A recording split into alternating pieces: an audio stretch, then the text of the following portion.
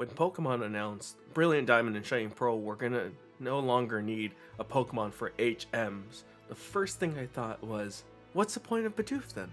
They took his major role in the game away from him. Well, with Arceus coming out, I figured why not beat Diamond with him to prove a point that he's not only an user. So buckle up and don't forget to subscribe because this took way much work than I thought. So just like most of my childhood runs in Pokemon, I began with giving my rival the dumbest name possible. Wait, I can't call him Fart? Well, Game Freak, I'm a man now, and I know big words. Flatulence. So we go over to his house to meet the Stinky Wind before we begin our journey. We get shoved aside by some old boomer, steal stuff from his briefcase, then meet up with him again to rub it in his face. Finally done with the tutorial, we can finally get the star of the run, Bidoof. We caught one with decent stats, and more importantly, the simple ability. This makes all stat boosts and debuffs double, a literal double-edged sword. With Bidoof on our team, we get rid of dead weight and begin training, which begins to show the double-edged sword immediately. This was literally 2.5 hours of footage of me just training to get up to level 9.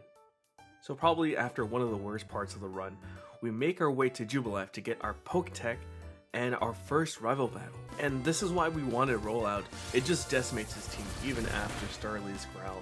So we finally get to the first gym, and we're gonna go up against Rorik, the rock type user. Now, I thought this would be a problem, but just a bunch of workups and Rock Smash literally does what the meaning is, Rock Smash. Yeah, I do. It was pretty easy. I didn't expect much. What? Anyways, with our first gym badge, we go back to Jubilife, where we met Team Galactic, and honestly, it was an underwhelming battle. But we did get the ball capsules, and I had so much fun this run just decorating Bidoof's Pokeball. Along the way, we met an old couple who gave us some mythical Pokemon. But, obviously, we knew what to do with these. Afterwards, we had to deal with Team Galactic once again, and finally fought one of their commanders, Mars, who is notorious for having one of the most difficult early on battles with their Ugly. But honestly, it wasn't that big of a deal that some people make it seem. Alpharad. We moved on to Eterna Forest, where we saw probably the most double battles we'll ever see in the run, and then into Eterna City, where we got the Explorer Kit, which in my opinion is the biggest time waster, but best training tool. After spending way too much time in the underground, we got Bidoof to level 26, and headed over to the second gym, where Gardenia tells us we spend too much time down there.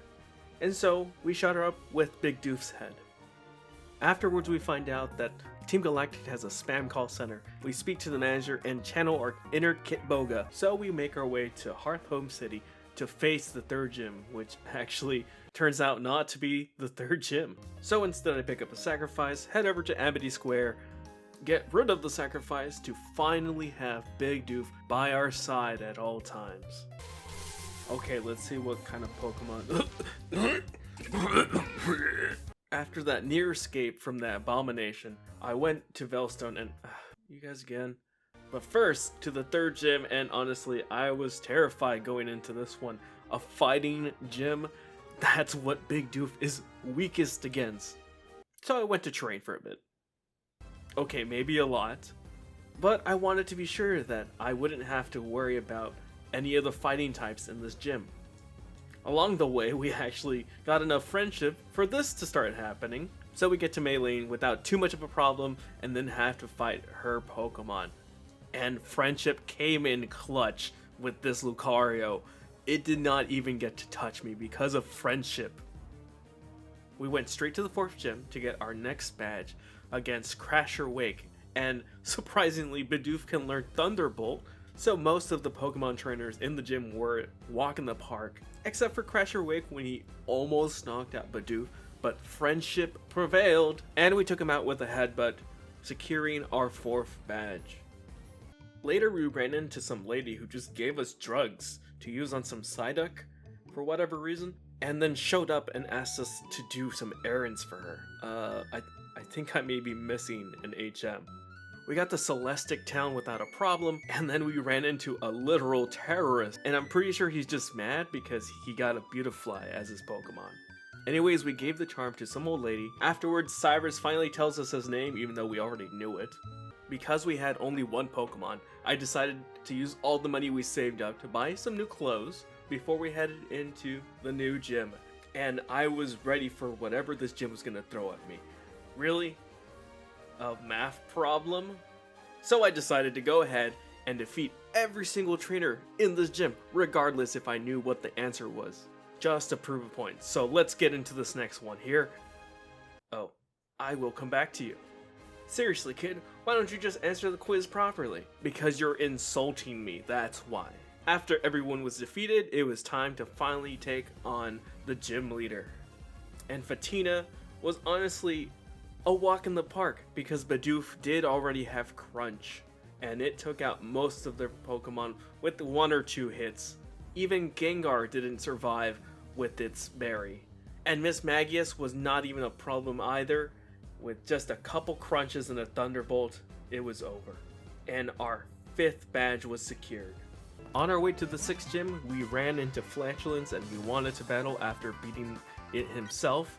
So we showed him what tactics we're going to be using as practice. The plan is simple. We use Double Team 3 times to get max evasion, and then we use Sword Dance twice to get max attack. After that, we're ready to rock and roll, and anything that stands in our way gets knocked out almost instantly. With him out of the way, we headed into the 6th gym, which, as you can kind of see, is a metal type.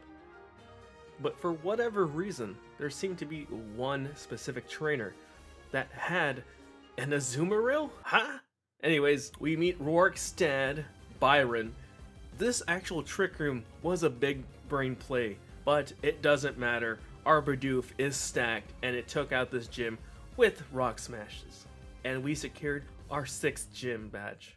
After getting stuck in the snow for a bit, we finally made it to the 7th gym at Snow Point. And let me tell you, I was trying my best to try and cheese this until we decided to just do it normally.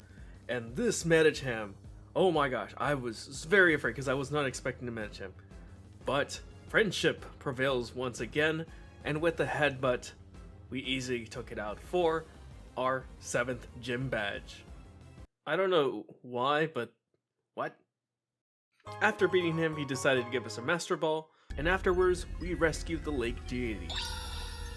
We followed Team Galactic up the Spear Pillar to finally face Cyrus for the last time and save Dialga. Only thing standing between us is these 2 grunts.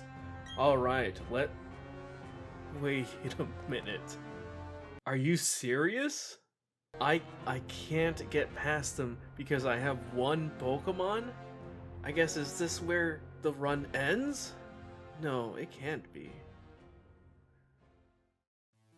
Of course not. This is a Bidoof only run, and I'm gonna use that technicality right there, Bidoof only, to use another Bidoof. I didn't say a Bidoof, I said Bidoof. And with Bidoof GF, we can now face these grunts. Your sacrifice will not be in vain, Bidoof GF. Yeah, you're telling me, because literally right after that, Flatulence comes to help us with a double battle. Why couldn't he have helped us with the grunt one? But regardless, this was an easy battle. Afterwards, the Lake Deities show up and break the red chain controlling Dialga, and Cyrus isn't too happy about this, so he challenges us to his last Pokemon battle. And just like last time, this one was pretty easy. All he had was leveled up Pokemon, but they easily all got knocked out by simple rollouts. Now it's time to see which of these gods is really the greatest. Is it gonna be Dialga, the Pokemon of space and time, or Bidoof? Friendship has always helped us out in these battles, and this was no different. After a couple attacks, we showed Dialga who the true legendary Pokemon is. And even Dawn and the Professor were dumbfounded. Next up was the final gym, and it's topsy-turvy puzzle. And oh god. Anyways, we got to Volkner, and it was pretty easy. 8th badge in tow, we went to the victory road, and unfortunately, a secret boss for this run. This black belt right here is the bane of this run. It's a literal secret boss that I didn't know existed until I got to it. This Machamp knows no guard, and you'll see right now what I mean by that. What? Anyways, after about 27 tries, it decided to bulk up, and I was afraid for my life. I went ahead, tried to do the best I could, gave it a crunch, and it lowered its defense. This was it. This was it. But it decided to bulk up once again, sealing its fate. We finally beat this Machamp after 27 tries. I almost gave up. This was 2 hours of recording. Oh my gosh. Okay, let's go on to probably an easier part of the run. And of course, no Pokemon game would be complete without one final rival battle. And let's just appreciate Flatulence for all the XP and money he has given us. With him out of the way, we can finally challenge the Elite Four. First up was Aaron and his crit team, and honestly, if it weren't for evasion, I would have died here. Somehow Friendship got through the ground and we took our first win. Next up was Bertha, and honestly, a ground type team wasn't too big of an issue for Bidoof. A couple crunches later, and we have secured our second win against the Elite Four. Flint, I don't know what this McDonald looking guy does. His whole team was easy enough to knock out with Diggs alone. On to our final battle with Lucian, and we made quick work of this team with Crunch. Honestly, it wasn't that difficult. We had a typing advantage here. But then we finally made it to what this was all leading towards, the final battle against Scythia. I was ready. Big Doof was ready. This was gonna be it. This is what it's all been coming up to. All the training, all the friendship, this whole journey. One final battle against the champion. With a nod of approval, Big Doof started what we've been doing to get up here. Use our stat buffs, because it is what honestly kept this whole run going. Stat increases in general, but I knew I needed a little bit more, so I had to use some X items just to give us the extra edge, just in case, you know. And with Spiritomb honestly not giving us too much trouble, we moved on to a bigger threat, Lucario, which we outsped because the X speed and got a one-hit KO. I was actually afraid about that Lucario. Taking a max elixir to get our moves back stocked up, we got rid of this Gastrodon and moved on to the next Pokemon. Everything else was honestly a walk in the park, and the bigger issue was Melodic, with Cynthia not wanting it to go down. She literally used 3 full restores. It took 3 minutes to knock this thing out because of all the full restores. And on to her final Pokemon Garchomp. I went in confident that Big Doof was gonna pull through because of our friendship. We got one final crunch on it, and that sealed the deal. We had beaten Cynthia with a Bidoof. Big Doof carried this whole run. Well, I mean, technically, it was the only Pokemon we had. This run was amazing. I had so much fun recording and playing it. Who would have thought a simple Bidoof would have gotten this far? And thanks for, sticking out throughout the whole video and watching this. Honestly, I might do this for other games in the future, just because it was fun. I'm not kidding, it was a lot of fun.